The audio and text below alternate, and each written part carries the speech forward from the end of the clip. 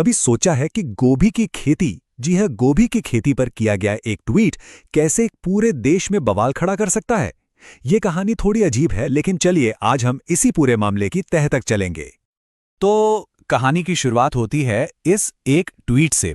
बिहार चुनाव के नतीजे आते हैं और असम के मंत्री अशोक सिंघल ये पोस्ट करते हैं, बिहार ने गोभी की खेती को मंजूरी दे दी। अब देखिए, पहली नजर में तो ये एक बिल्कुल सीधा साधा, शायद थोड़ा मजाकिया राजनीतिक बयान लगता है ना? लेकिन ये कोई मामूली ट्वीट साबित नहीं हुआ। असल में सोर्स के मुताबिक एक्स, जो पहले ट्विटर था, उस पर यह ट्वीट 70 लाख से भी ज्यादा लोगों तक पहुंच गया।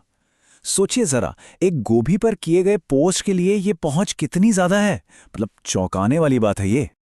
तो सवाल यही उठता है कि आखिर गोभी के एक ट्वीट में ऐसी क्या बड़ी बात हो सकती है?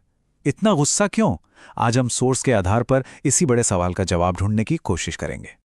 तो आते हैं हमारे पहले सेक्शन पर, एक ट्वीट से उठा तूफान। चलिए समझते हैं कि आखिर ये गुस्सा भड़का तो भड़का क्यों। सोर्स के मुताबिक इस ट्वीट का खेतीबाड़ी से दूर दूर तक कोई लेना देना नहीं है। उनका तर्क ये है कि गोभी की खेती असल में एक कोडवर्ड है, एक ऐसा शब्द जिसका इस्तेमाल एक छिपा हुआ और सच कहूं तो एक बहुत ही खौफनाक मतलब बताने के लिए किया गया है। और ये आरोप कितना गंभीर है, जरा यह समझिए।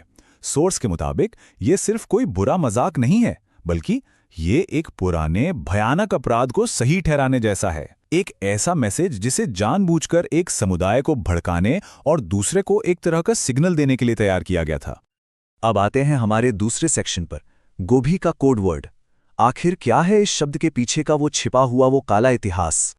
सोर्स हमें ले जाता है साल 1989 में बिहार के भागलपुर दंगों की उस खौफनाक दास्तां की तरफ। वहां सांप्रदायिक हिंसा के बाद लोगेन नाम के गांव में एक बहुत ही भयानक नरसंहार हुआ, और फिर उस अपराध को छिपाने के लिए 116 मुसलमानों के शवों को एक साथ एक बड़ी सी कब्र में दफना दिया गया। लेकिन बात यहीं खत्म नहीं हुई। सबूत मिटाने की एक ऐसी कोशिश की गई जो रूह कपा दे। उस कब्र के ऊपर फूल गोभी यानी गोभी की खेती कर दी गई। और यहीं पर आके ये पूरा मामला जुड़ जाता है। सोर्स सीधे सीधे कोर्ट रिकॉर्ड्स और ऐतिहासिक दस्तावेजों का हवाला देकर कहता है कि उन्हें जमीन में दफनाने के बाद उन पर फूल गोभी बो दी गई ताकि कोई सबूत ना बचे। यही वो सीधा कनेक्शन है जो सोर्स उस सब्जी और उस नरसंहार के बीच जोड़ता है। हमारा तीसरा सेक्शन है इतिहास का गहरा जख्म। तो अब सवाल यह है कि यह ट्वीट उस पुराने जख्म को कैसे कुरेदता है। तो अब हमारे सामने इस ट्वीट के दो बिल्कुल अलग अलग मतलब हैं। एक तरफ तो यह कहा जा रहा है कि यह तो बस खेतीबाड़ी पर एक सीधा साधा पोस्ट था, हो सकता है चुनाव के नतीजों पर कोई हल्का फुल्का तंज हो। लेकिन दूसरी तरफ सोर्स का तर्क है कि यह एक नरसंहार का कोडवर्ड में किया गया मजाक है, जिसका मकसद सिर्फ राजनीतिक फायदे के लिए पुराने घावों को कुरेदना है। सोर्स के मुताबिक इसके पीछे का राजनीतिक मकसद बिल्कुल साफ है। क्या? पुराने जख्मों को फिर से कुरेदना, नफरत के बीज बोना और समाज में एक तरह की, कह सकते हैं कि शाब्दिक हिंसा का माहौल बनाना। मतलब हिंसा को वोटों में बदलने की एक कोशिश और साथ ही चरमपंथी सोच को बढ़ावा देने का एक संकेत।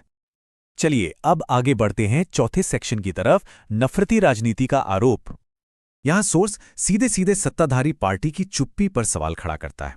वो पूछता है कि इतने दिन बीत गए लेकिन ना तो कोई माफी आई, ना ही ट्वीट को डिलीट किया गया और ना ही पार्टी की तरफ से कोई निंदा हुई। क्यों? सोर्स का कहना है कि ये चुप्पी एक तरह से मंत्री के उस मैसेज पर मौन सहमति या शायद प्रोत्साहन देने जैसी है। और इसी बात पर सोर्स एक तुलना करता है पूर्व प्रधानमंत्री अटल बिहारी वाजपेयी के दौर से। उनका वो मशहूर कथन बार बार याद दिलाया जाता है कि सरकारें आएंगी जाएंगी, पार्टियां बनेंगी बिगड़ेंगी, मगर ये देश रहना चाहिए। सोर्स इस कोट का इस्तेमाल ये दिखाने के लिए करता है कि राजनीतिक मूल्यों में कितना बड़ा बदलाव आ गया है। तो फिर सोर्स इस पूरे मामले में क्या चाहता है? उनकी मांगे बिल्कुल साफ हैं।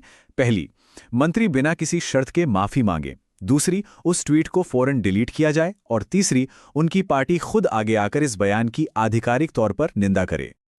और अब हम आते हैं अपने आखिरी सेक्शन पर, एक चेतावनी और एक सवाल। देखिए, सोर्स का निष्कर्ष ये है कि ये ट्वीट कोई गलती नहीं थी, बल्कि ये एक सोची समझी चेतावनी थी। मैसेज ये है कि अगर इस तरह की कोड वर्ड वाली भाषा को, इस तरह की बातों को अगर हमने नॉर्मल मान लिया तो इतिहास के खुद को दोहराने का एक बहुत बड़ा खतरा है। और शायद इस बार नतीजे और भी ज्यादा भयानक हो सकते हैं। और आखिर में सोर्स हमें एक बहुत ही बड़े और शक्तिशाली सवाल के साथ छोड़ जाता है। ऐसे मामलों में हमारी और आपकी, मतलब हम सब की चुप्पी की क्या भूमिका है? सोर्स पूछता है, क्या हमारी ये खामोशी हमारे भविष्य के लिए ही एक खतरा तो नहीं बन रही? ये एक ऐसा सवाल है जो शायद इस बातचीत के खत्म होने के बाद भी हमारे जहन में गूंजता रहेगा।